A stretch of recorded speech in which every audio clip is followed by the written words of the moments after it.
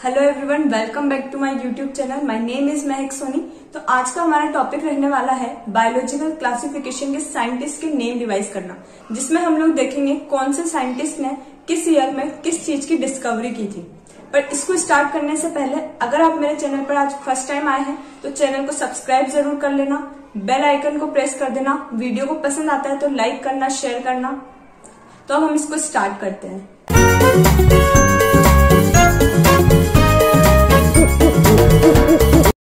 तो हमारी एनसीईआरटी में सबसे पहले दिया हुआ है नेम एरिस्टोटल।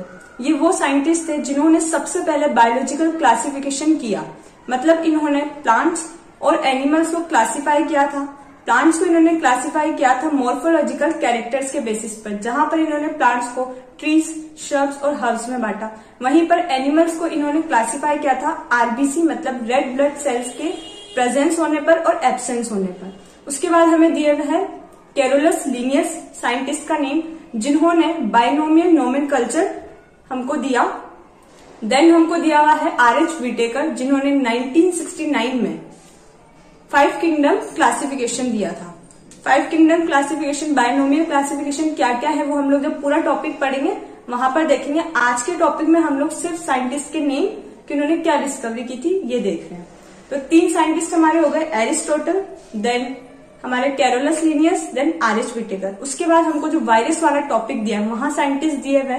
तो सबसे पहले हमको साइंटिस्ट दिए हैं इवानोव्स्की, जिन्होंने 1892 में हमें ये बताया कि टोबैको प्लांट का जो मोज़ेक डिजीज है वो वायरस के थ्रू होता है।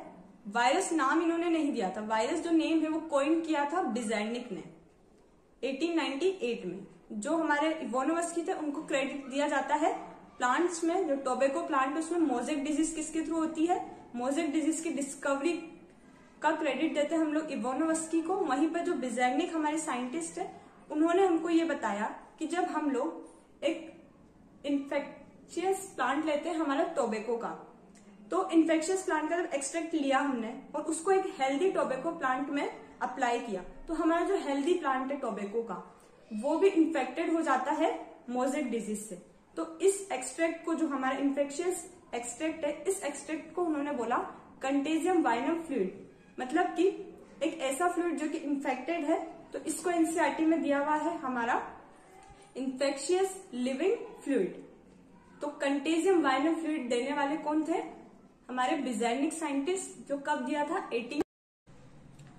तो अब हमारे साइंटिस्ट WM स्टैनले, जिन्होंने 1935 में डिस्कवरी की थी कि हमारा जो वायरस है उसको क्रिस्टलाइज किया जा सकता है और इसके जो क्रिस्टल्स होते हैं वो मेनली प्रोटीन के बने हुए होते हैं।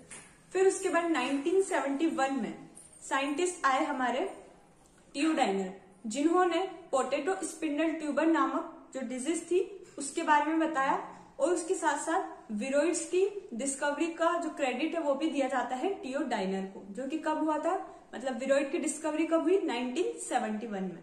तो अब हम लोग देख लेते हैं एक बार एनसीईआरटी में भी कि कहाँ पर ये लाइंस दी हुई है कि किस साइंटिस्ट ने कौन से सन में किस चीज की डिस्कवरी की थी, वो भी देख लेते हैं। तो एनसीईआरटी से भी हम देख लेते हैं कहाँ पर साइंटिस्ट का नाम दिया हुआ है।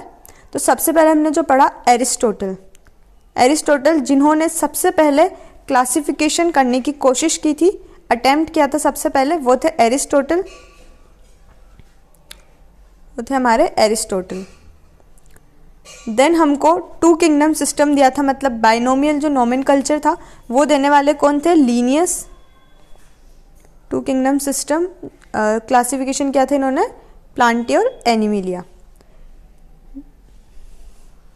देन हमारे साइंटिस्ट थे कैरोलस लीनियस तो binomial nomenclature. Then R H Whittaker 1969 में, जिन्होंने 5 किंगडम क्लासिफिकेशन दिया था।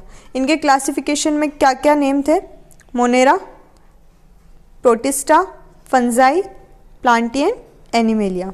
देन तो हमारा टॉपिक वायरस वाला, जिसमें सबसे पहले साइंटिस्ट हमको दिए हुए हैं पास्चर डीजे इवानोव्स्की, जिन्होंने 1892 में हमें ये बताया था कि टोबैको की जो मोज़ेक डिजीज़ है उसकी डिस्कवरी की थी।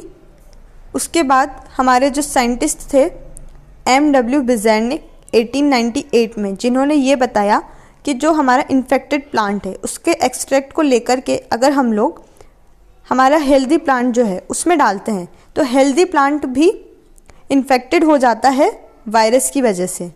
इस फ्लूइड को, ये जो एक्सट्रैक्ट था, इन्फेक्शियस जो हमारा एक्सट्रैक्ट था, उसको इन्होंने नाम दिया था कंटेजियम वाइवम फ्लूइडम, जिसको बोला इन्फेक्शियस लिविंग फ्लूइड। उसके बाद साइंटिस्ट आए हमारे WM स्टैनले, जिन्होंने 1935 में ये बताया कि जो वायरसेस है उसको क्रिस्टलाइज किया जा सकता है और इनके जो क्रिस्टल हैं उनमें मेनली लार्जली क्या होता है, प्रोटीन होता है।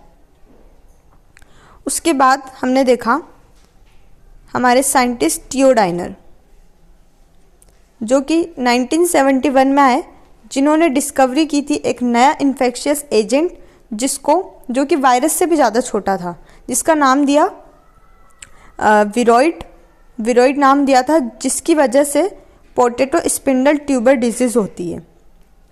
ठीक है, तो ये हमारे सारे साइंटिस्ट के नेम हो गए NCERT। तो अगर आपको ये वीडियो अच्छा लगा हो, इससे कोई वैल्यू मिली हो, तो please like, subscribe and share. Thanks for watching.